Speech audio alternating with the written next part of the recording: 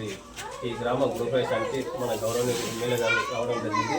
ఈ లబ్ధిదారిని కూడా సంతోషపరచడమే ధ్యేయంగా పెట్టుకొని ప్రతి గ్రామాన్ని లబ్ధిదారులు ఎవరైతే ఉన్నారో వాళ్ళ గృహానికి పెట్టుతాం, వాళ్ళతో మాట్లాడుతూ చెప్పాం.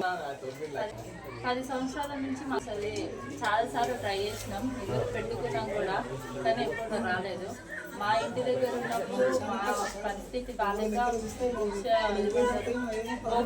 ఉండి కూడా చాలా అంటే చాలా ప్రయత్నించాము.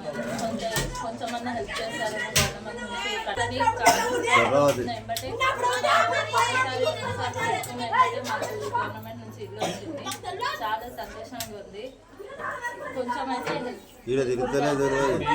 ప్రస్తుతానికి ఇల్లు పెట్టుకున్నారు కదా, దీనికి ఇప్పటి వరకు ఎంత బిల్లు వచ్చింది?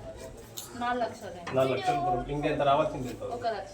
1 లక్ష రూపాయలు వచ్చి మీకు అదనపు ఎంత ఖర్చు అయింది? ఇల్లు కట్టుకుని పూర్వమటైన ఇల్లు కంప్లీట్ చేస్తే ఎంత ఖర్చు అయింది?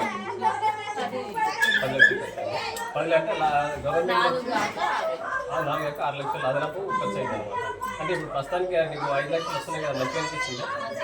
ఇప్పుడు ఇంత వెడల్పు ఉంది, ఇప్పుడు బెడ్రూమ్ హాల్ కిచెన్ ఉంది కదా, మీకు సరిపోయింది సైజ్ మీకు ప్రస్తుతానికి? మంచిగా ఉంది. అంటే పూర్తి గుడిసెలో బోకదిల్లులో ఉన్నప్పుడు కన్నా ఇప్పుడు మంచిగా కదా. ఇంకా కొంచెం వాళ్ళు ఇచ్చిన దానికి పైసలు కలుపుకొని కొంచెం ఇంకా గట్టిగా అయితే చేసుకున్నాం. మీ ఫ్యామిలీ టోటల్ ఎంతమంది ఉంటారో మాకు?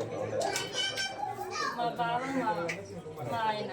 మీది పని చేసుకుంటారు. మీకు గవర్నమెంట్ నుంచి ఇల్లు వచ్చినందుకు ఇల్లు నిర్మిస్తాను, చాలా సంతోషంగా ఉంది. ఇప్పుడు ఎమ్మెల్యే గారు కూడా మీరు ప్రస్తుతానికి మీ గ్రామం మీ ఊళ్ళోకి వచ్చి మీ ఓపెనింగ్ కూడా చేసింది కదా, ఎట్లా అనిపించింది? మీరు ఏం చేసారు?